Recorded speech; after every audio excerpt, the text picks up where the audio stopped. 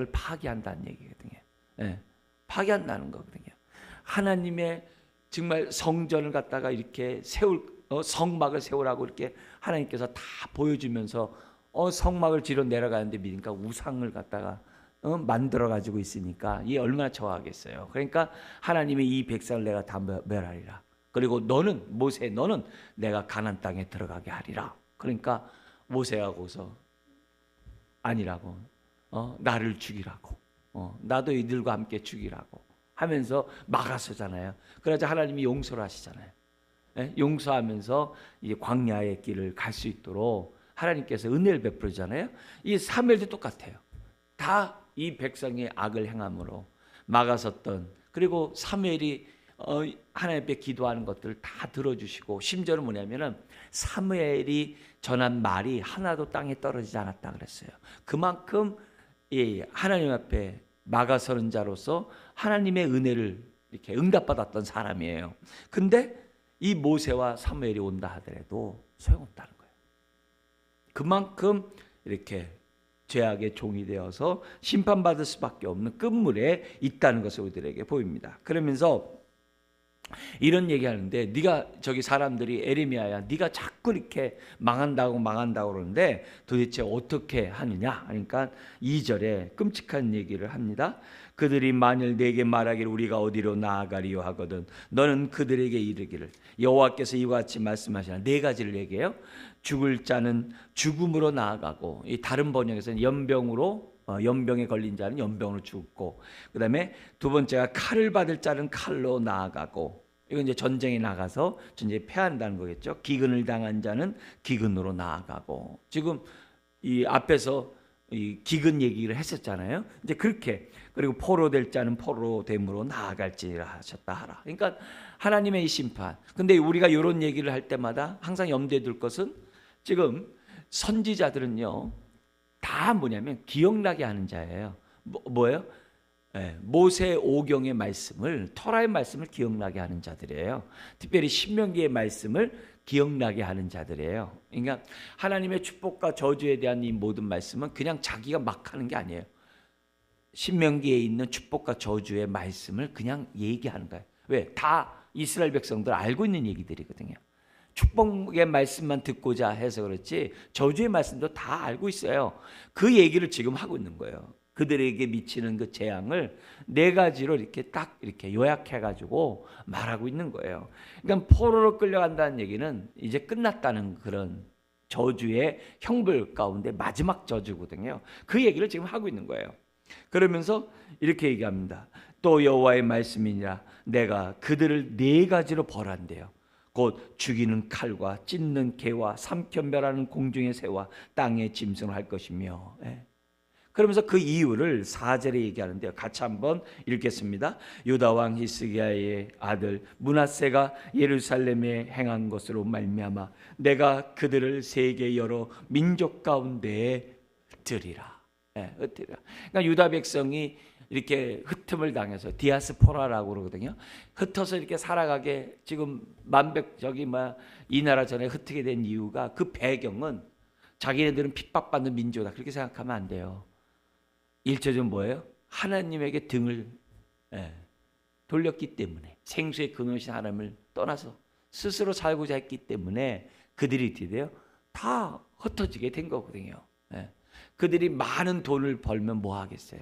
많은 부를 갖고 있으면 뭐 하겠어요? 그들의 마음이 하나님께 향하지 않으면 그 부가 심판의 증거가 되는 거예요. 자, 이런 가운데 특별히 유다 왕 히스기야의 아들 므낫세 얘기를 해요. 여러분, 이 므낫세가 어떻게 해서 난 자식입니까? 히스기야가 병에 걸려 죽게 되었을 때 15년 동안 연장해 줬잖아요. 그랬는데 지금 뭐냐면, 그리고 나서 난 아들이 므낫세예요. 히스기야가 죽었을 때가 므낫세가 이건 뭐 나이가 10대 됐거든요. 그러니까 죽고 난 하나님의 연장된 가운데 태어났고 10대 왕이 돼가지고 55년을 해요. 근데 이 55년이라는 이 세월, 이 살 자체가 12살에서 이제 55년 하는데 참 멸망 그 자체예요. 유다에게 멸망 그 자체.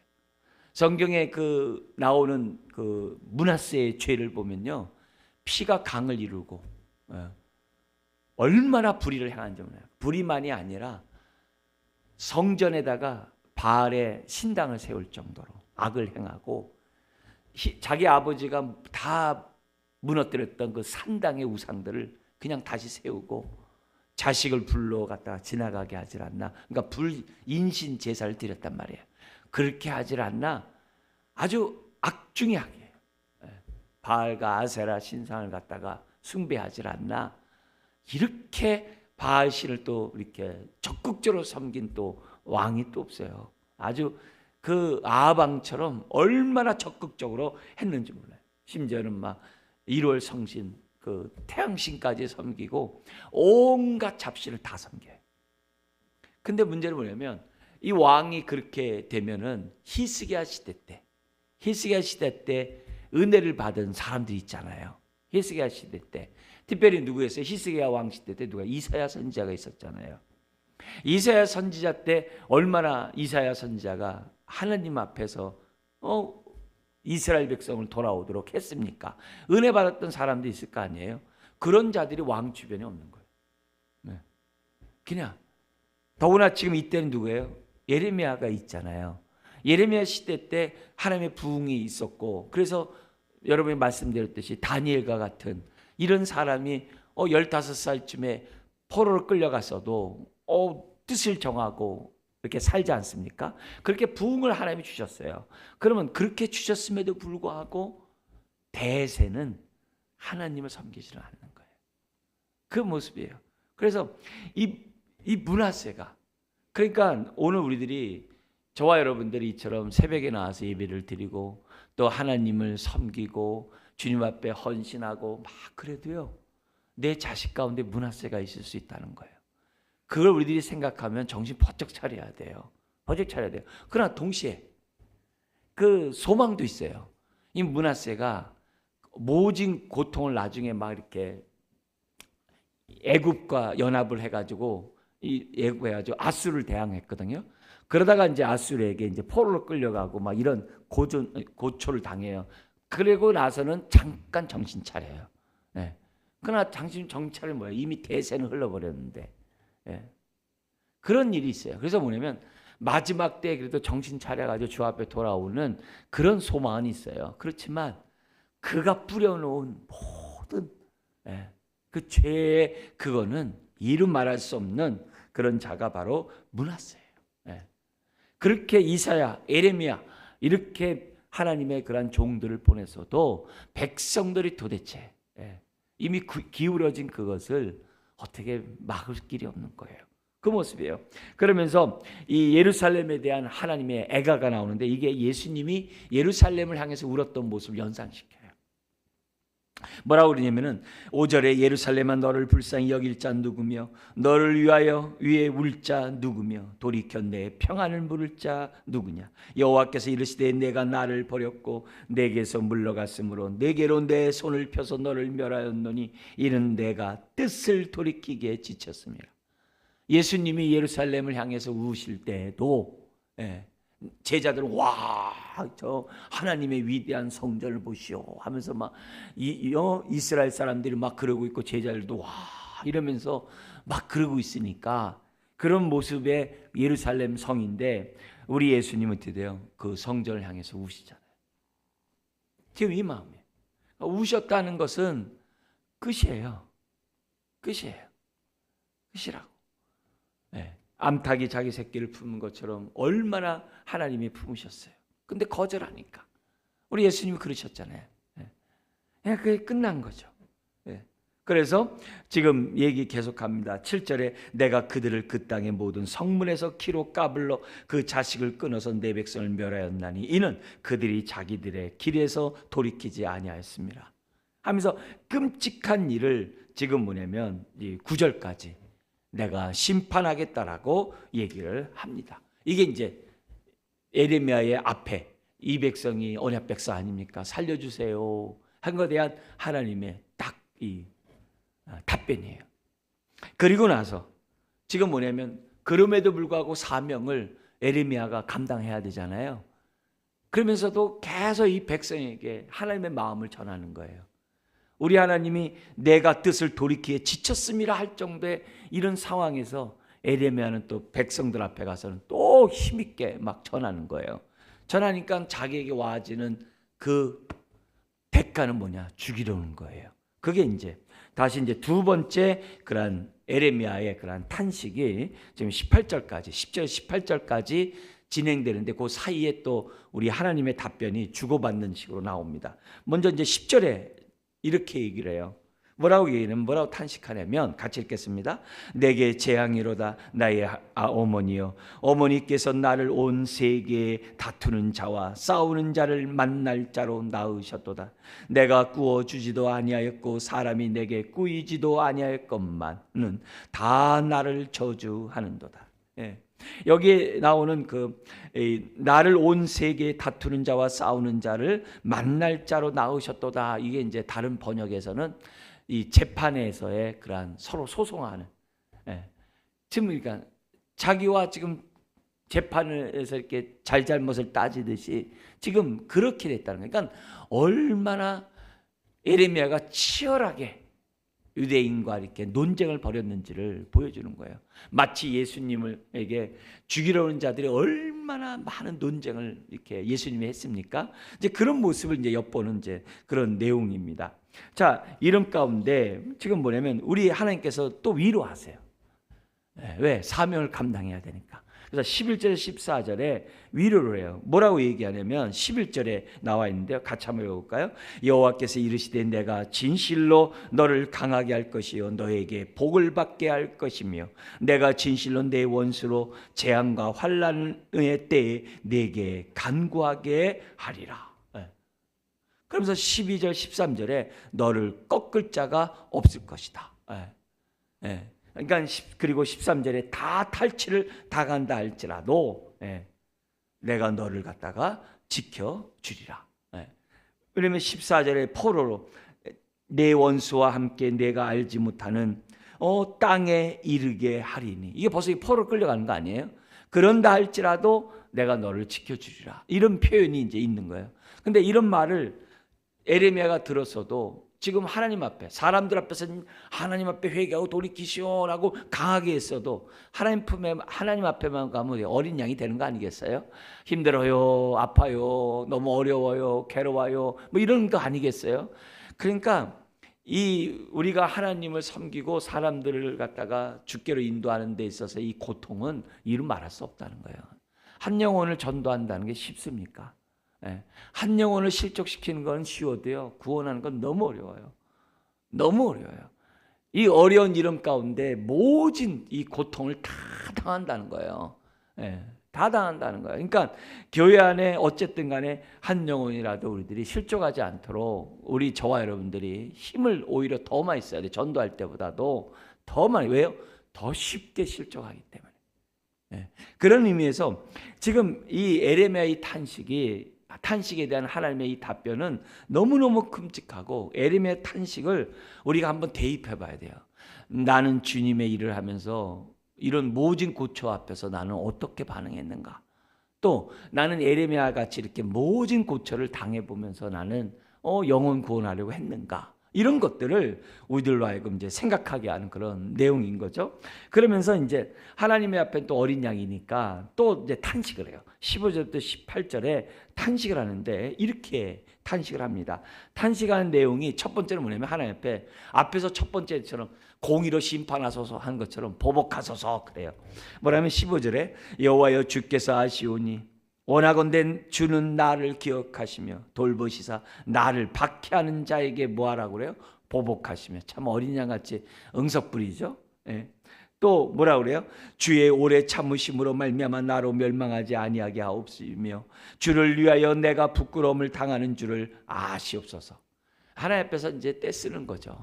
하는 거죠. 그러면서 뭐라고 그러냐면은 16절에 제가 주의 이름을 일컬은 자가 아닙니까? 그런 얘기를 16절에 합니다. 만군의 하나님 여호와여 나는 주의 이름을 일컬을 받는 자라.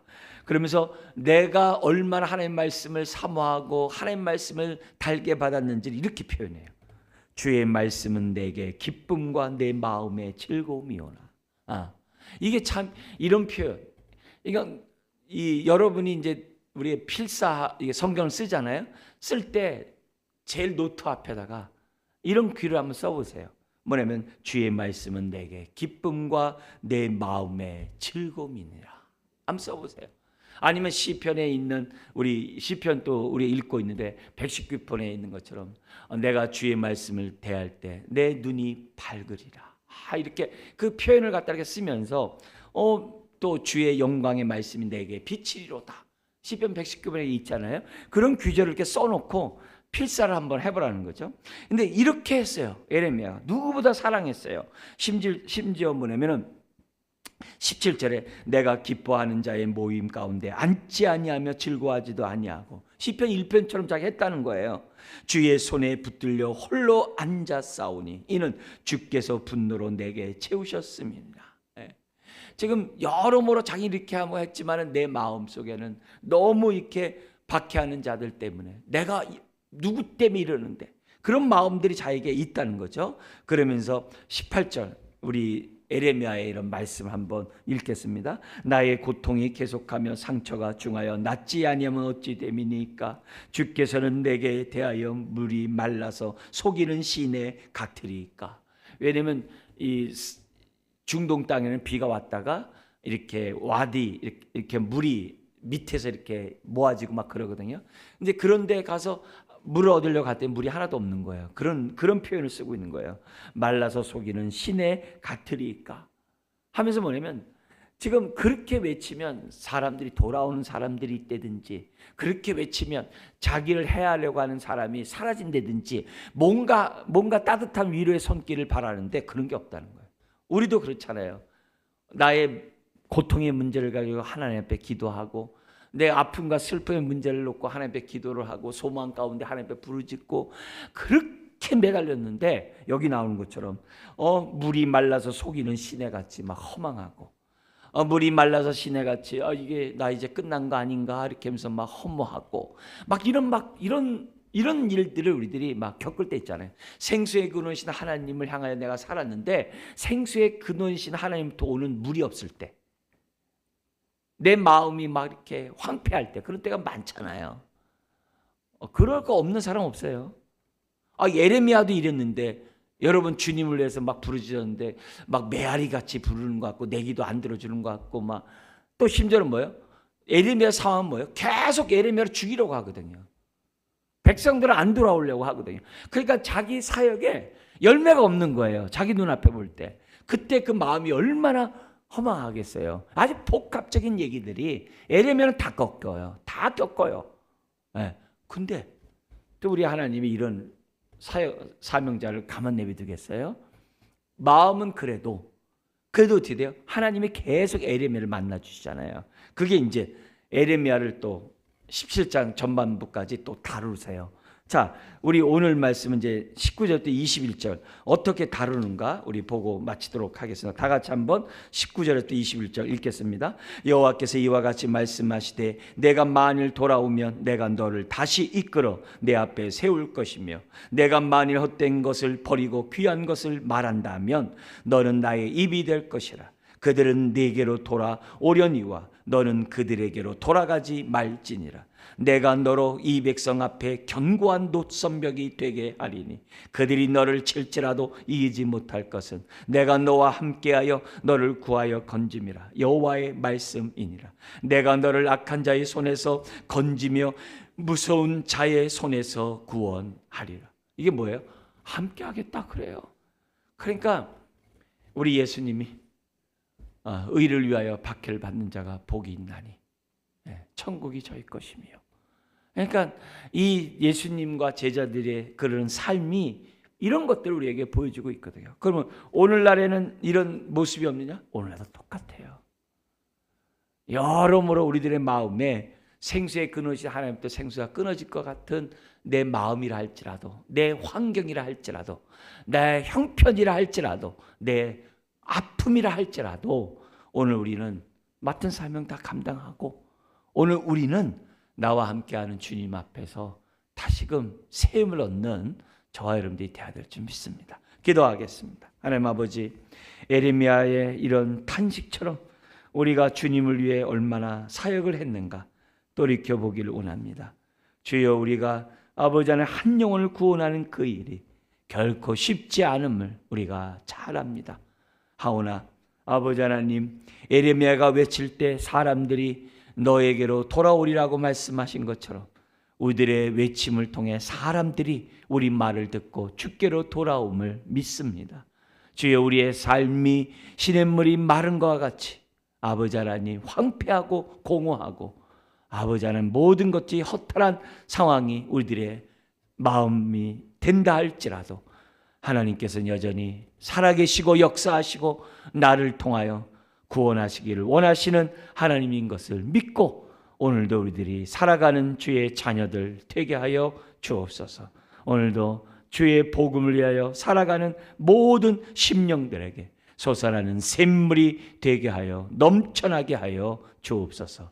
예수님의 이름으로 기도드리옵나이다. 아멘.